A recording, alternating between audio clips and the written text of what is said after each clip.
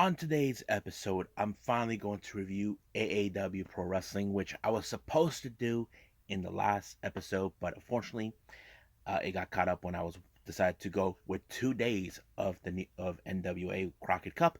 But now I get to do this. But as I mentioned before previously, that there was been changes in the entire card with regarding the AAW Women's Championship, but I believe that will be postponed for another time. But also, we got day 12 of the New Japan Cup, where we have two uh, quarterfinal rounds. We have, of course, Hiromu Takahashi taking on his own stablemate, Shingo Tagagi, and we cannot forget the Battle of the Brits. We have Zack Sabre Jr. versus Will Ospreay, which I'm excited to see, which, how JR would say it, it's going to be of a slobber knocker of a match. Then, of course, we got ChocoPro 211 with some interesting matches going on. And we cannot forget All Elite Wrestling Dark Elevation, which I'm excited to check it out. But also a couple of news updates coming up for all of you. So let's get ready for another episode of Deleted Wrestle Zone.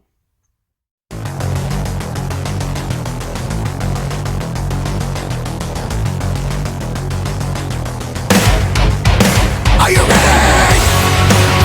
Get up, get up! Get up, get up! Get up, get up! Get up, get up! Get up, get up! Get up, get up!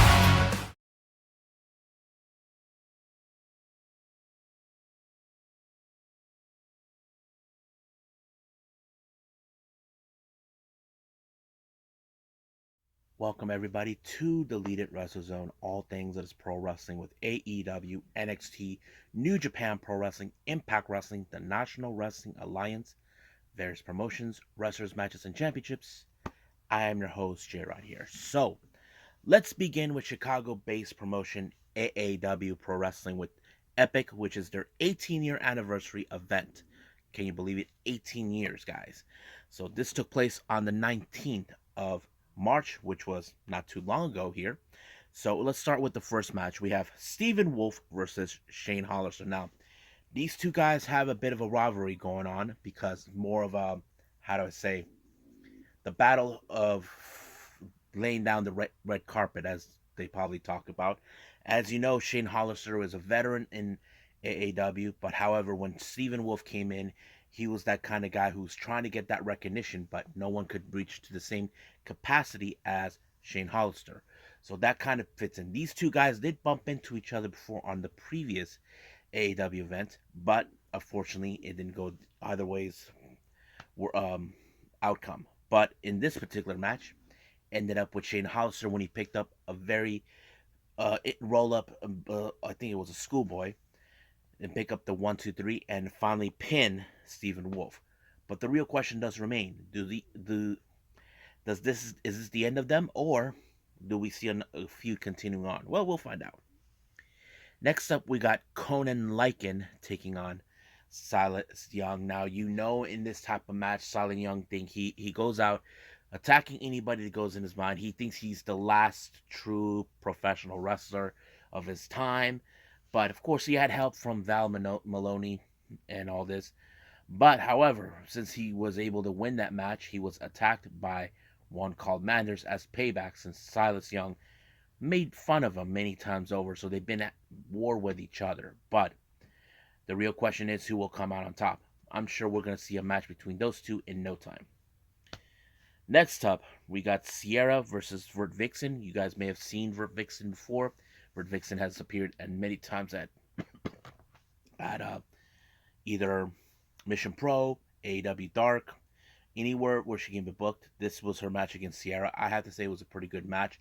Vert Vixen was almost on the verge to win, but however, it was Sierra who picked up the victory by pinning her 1, 2, 3, and it's over right from there.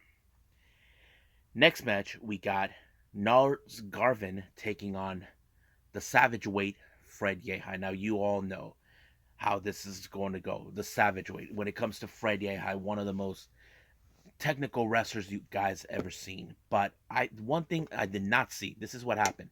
The feed was cut, and I did not see the whole match, but it did tell me that he won the match by using that submission that goes around the back of the head with your leg. I don't know exactly if that was the case because I didn't see it, but the fee was cut for some odd reason. But it did brought back to the number one. Later takes us to the number one contendership for the AAW Heritage title.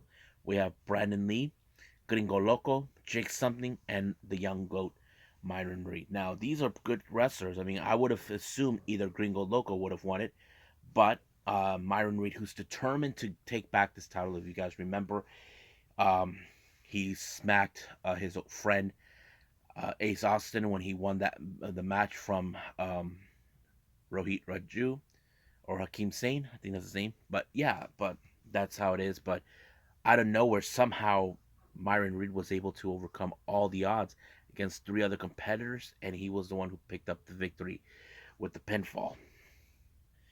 Next up, we got one half of the AAW Tag Team Championship, Ace Perry, who set up a challenge against anybody comes in. The first person that responded was Levi Everett.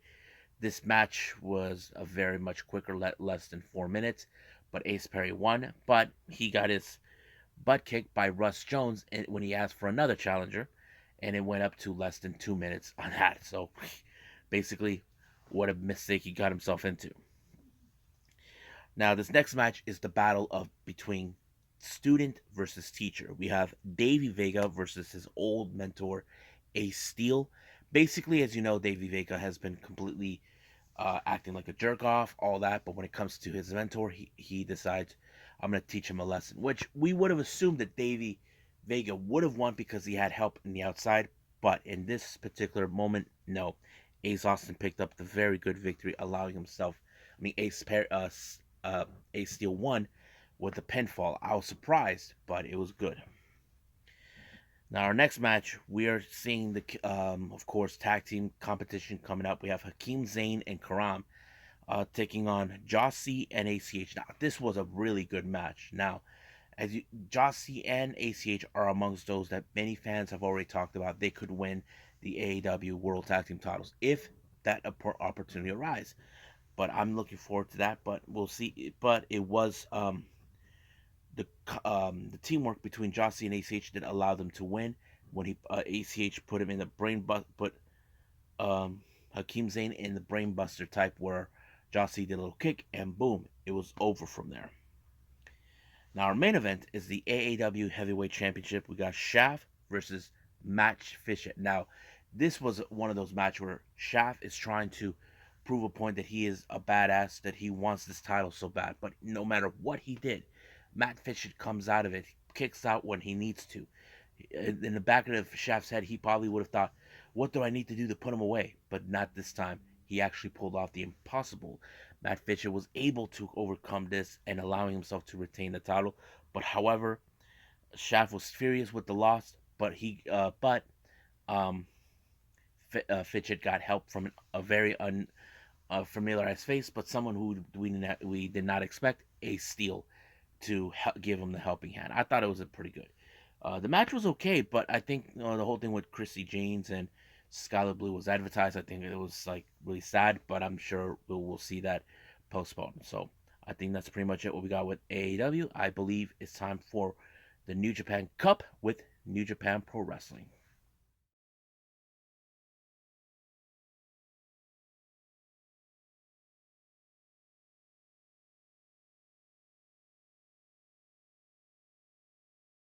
All right, New Japan Pro Wrestling. As you know, we're getting closer and closer to the end.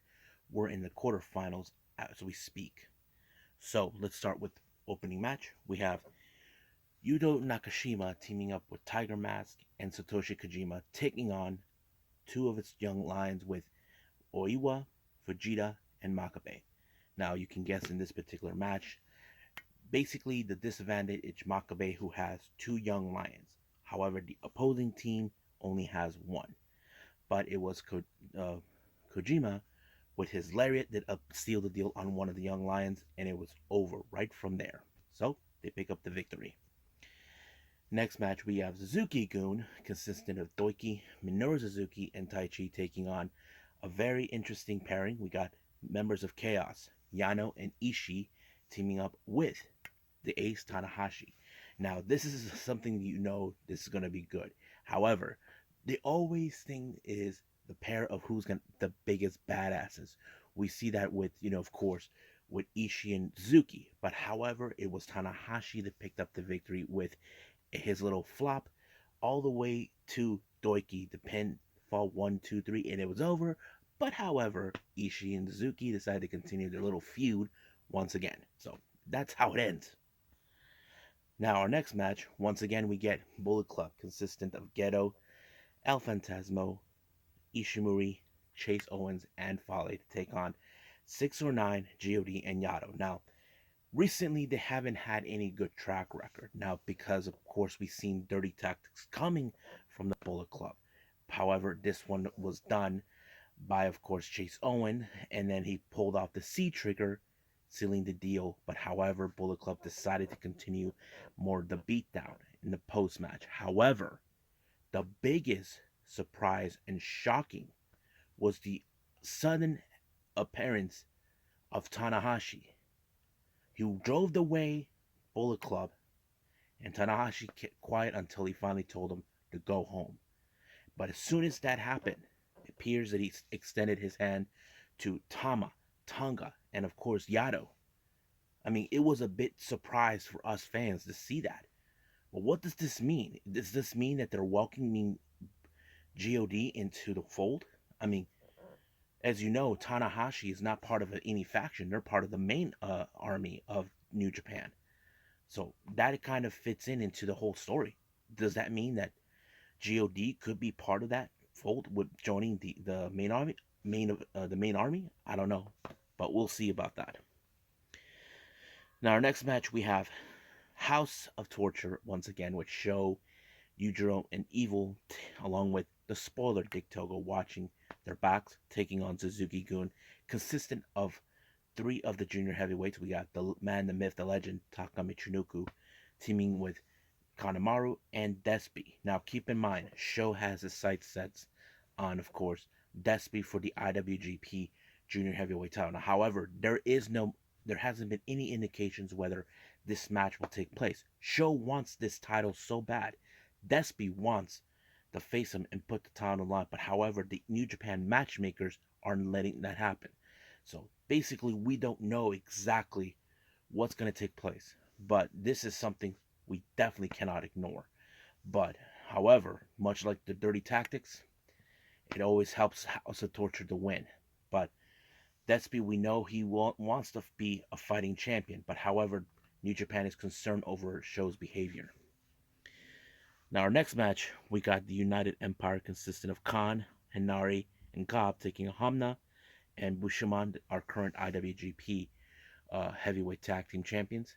This, as you know, Jeff Cobb already has pinned Yoshihashi, but however, because of this, the weakest link in the team was Hamna when he was put into the, how do I say, uh, tour of the islands. Excuse me.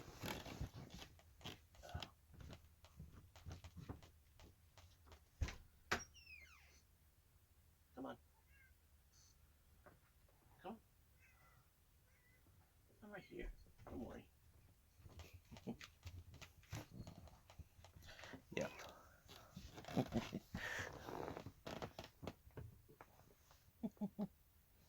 Say hi.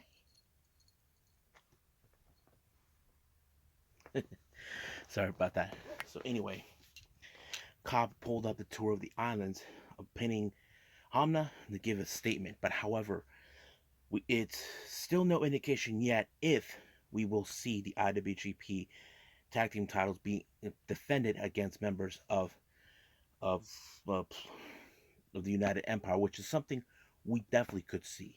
But we'll see how far this will extend.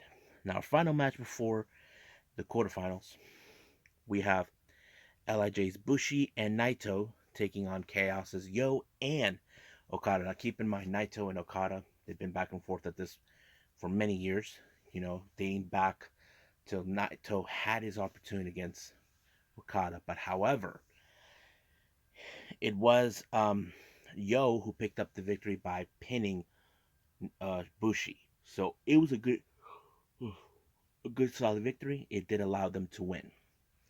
Now our quarterfinals, we have an LIJ showdown. We have Hiromu Takahashi versus Shingo Takagi. Now this was huge. However, we cannot deny the power and the ability of Shingo, how he's been a powerhouse. He is one of the most strongest individuals in New Japan. However, he had no other choice but to put down Hiromu. I know it hurts him that he had to beat his teammate and his friend, but it did allow him to win when he pulled off the last dragon and won the match. Now, our next match, this is the Battle of the Brits from two different factions. We got the leader of the United Empire, Will Ospreay, versus the technical wizard, Zack Sabre Jr. of Suzuki-gun.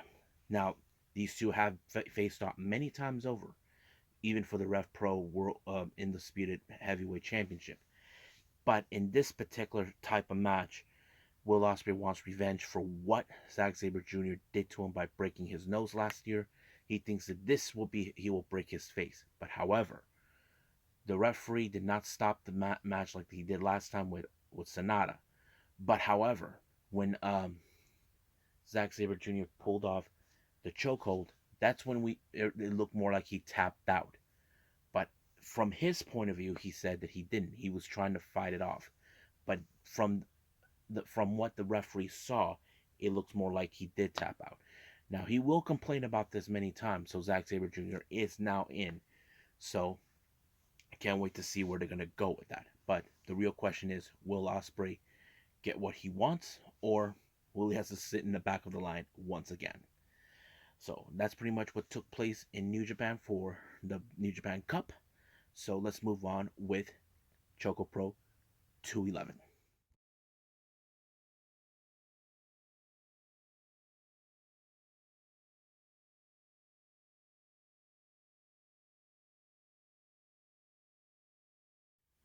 Okay, ChocoPro 211 opening match. We got Shin Suzuki teaming up with Chon Cheeto to take on the sumo Argentinian Hoshi Tango, teaming with his buddy Masahiro Takanashi, who is double champ. He is the KOD tag team champion from DDT, and of course the one half of the Asian Dream tag teams. Now, the funny moments are Shin Suzuki is a powerhouse. If you guys ever paid attention, however, Hoshi Tango is a big dude, a sumo wrestler from Argentina. I don't know what Suzuki was thinking. I mean, even Balinaki called it into question, but it was so funny. But however, because of that, it became Shin Suzuki's downfall in the end. I mean, everything else was great, but Hoshi Tango pancaked Suzuki, allowing themselves to win the match. So that was crazy, but it was fun. Now, our last match, we got tag team action. We got Tokiko Kihara teaming up with Sayaka Obihiro to take on the Best Bros, Mei Shiruga and Balinaki. You know that these two are trying to get back in the tag team consistency for the gold one last time. But this was another test that they are placed themselves into this time. They know they have a tough team to exact. However, it was Balinaki who picked up a very good victory for his team. No, scratch it. It was Mei Shiruga who pulled it off. And of course, Balinaki happy that his best bro pulled it off. So, so that was pretty good. Now, for the Jonkin tournament, you know how things go. You don't know who's going to go win. But however, in this particular matchup, it was, to my surprise, Masahiro Takanashi who went all the way. The Best Bros were eliminated in the first round and second. But that doesn't end right there. Apparently, they got a video phone call from Emi Sakura. Everybody thought, like myself, we thought she was still in the U.S. That she'd probably be coming the next day. No, she's arrived in Japan, brought in some gifts from America to everyone. Balinaki's gift was a suitcase getting slammed into him. So Emi Sakura is back to her old ways once again, but this time she's aiming for the title. But I can't wait to see this. This is going to be good. Now keep in mind, we will have it on the 28th, of this month. I can't wait to see it. So I think that's pretty much it what we got. So let's move on with the last review, AEW Dark Elevation.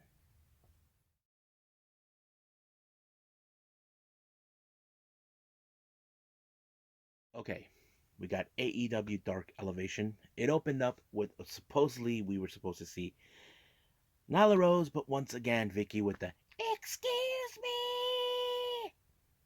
Yep, she showed up. Charlotte Renegade was in the ring while her sister Robin was outside. However, this was a tactical distraction by Vicky and Nyla Rose while Nyla Rose attacked her. Even Robin tried to help out, but fortunately it did not work until Charlotte got power beast bombed by Nyla Rose. So basically, Charlotte had no choice, but she was out. She's out. Next up, we got Sky Blue versus Julia Hart. Now, keep in mind, Julia Hart has changed ever since she got missed in the black eye by Malachi Black. Varsity Blondes were not in her corner. I don't know. Many people are expecting her to leave. We don't know for sure. But however, Julia Hart got away with a win by using the ring ropes and winning like that. So basically, it kind of went in that. I think Sky Blue was a bit surprised that she crossed the line. I think many people were surprised about that. Next up, we got the Gun Club, or as people like to call them, the Ass Boys, taking on Aaron Mercer and someone you guys may have heard in the deathmatch scene, Masada. However, it was the Colt who picked up the victory by using the Colt something, the Colt 45, and it gave them a very good win. Next match, we got Chaos Project, Luther and Serpentico taking on Top Flight, Dante and Darius Martin. You know Top Flight's going to win this one because they are one of the most fastest speed wrestlers. Like, their speed is their main weapon. But it wasn't the nosedive from Dante that allowed them to win. It was Darius who picked up a good victory by rolling up Serpentico and giving him the pinfall with the 1-2-3, and it's over. Next match, we have Ami Sakura teaming up with the Bunny. This is before she left for Japan, taking on a very unusual teaming. It's Anna Jay and Ruby Soho. Now, Tay Conti is going to be out of action for quite some time. So she got that injury from, of course, from Paige Van Zandt. But we know Tay will get her revenge on her. However, this match was pretty good. Now, near the end, we all thought that Amy and the Bunny were about to put them in the rabbit hole, but however, it was reversed.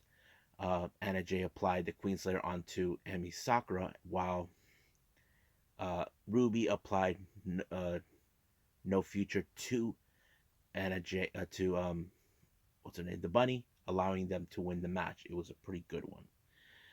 Now Lance Archer, he's back. He shows his true colors. Not happy with how things have gone, even though he's a native from Texas, even though the show was done in Texas. So he picked up a random fan and beat him down. So basically, everybody dies, as always. Now, our main event is the Factory, QT Marshall, Aaron Solo, Nick Hamra, along with Anthony Gogo to take on the Dark Order, Stu Grayson, Evil Uno, and Johnny Hungy. I thought the match was pretty good because there was a lot of good spots in there. However, the dynamics between Stu, Evil, and Silver was another unique combination, but it was Silver that picked up the victory when he did the spin doctor onto Solo and 1-2-3. This was another disappointing loss for the Factory, but a good victory for the Dark Order. So I think that's pretty much it what we got. So I believe it's time for some news updates.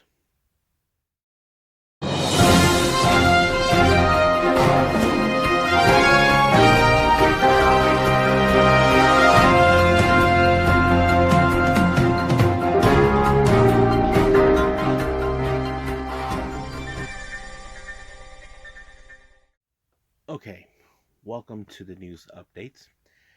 Now, you may have heard this from the latest Tokyo Yoshi Pro event. Apparently, you may have heard of this idol group within Tokyo Yoshi Pro called the UpUp Girls, consistent of Watanabe, Raku, and Hikari Nao. Now, those who don't know who they are, There is a idol group known as UpUp Girls, but they have no affiliation with, of course, with Tokyo Joshi Pro. Now, however, Tokyo Joshi Pro has used them in the past in between matches, so they decided to form a own system of idol groups within Tokyo Joshi Pro, consistent of finding wrestlers who can sing, dance, and wrestle.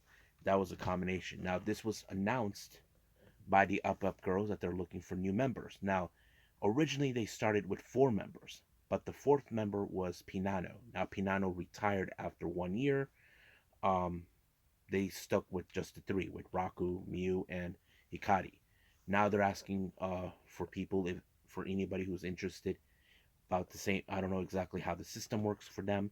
I'm kind of interested to see how far they're willing to go. This was something I know Miu Watanabe had talked about in the past, how she said she would like to bring idols and wrestlers together. This is something that she talked about with her tag team partner Rika Tatsumatsu, and she mentioned this when she beat her when she was the Princess champion. And I say it's going to be interesting to see how this is going to go. So I can't wait to see what's going to happen. So I will try and do my best. There's a documentary that someone posted about the UpUp Girls. I'll put it in the description down below as soon as possible. Now, our final report, final update is here. If you guys remember, I mentioned Maki Ito and Miyu Yamashita will be making their debut with Prestige Wrestling in Oregon in May of the 28th and 29th. Well, big surprise, another announcement was made. We got none other than the Bandito making his debut on the 29th of May in Prestige for Roseland 3. I'm excited for that. I'm totally super excited for this particular match, because for this to happen, because everybody loves Bandito. I even met him once, I took a photo with him. He's an amazing guy. So I think that's pretty much it what we got for news updates. So let's call it a day. Well, I hope everybody enjoys this episode. Coming up, we got Seedling with their latest event that took place on the 18th of March. I can't. That's like about a few days ago, and I'm excited to see this. However, since it's Tuesday Wrestling, we got NWA, AEW Dark, and then we cannot forget NXT 2.0, since we're getting closer to Stand and Deliver.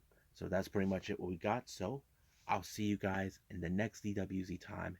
Same DWZ channel. I must bid all of you adieu. So goodbye. Mwah. And have a nice day. Bang.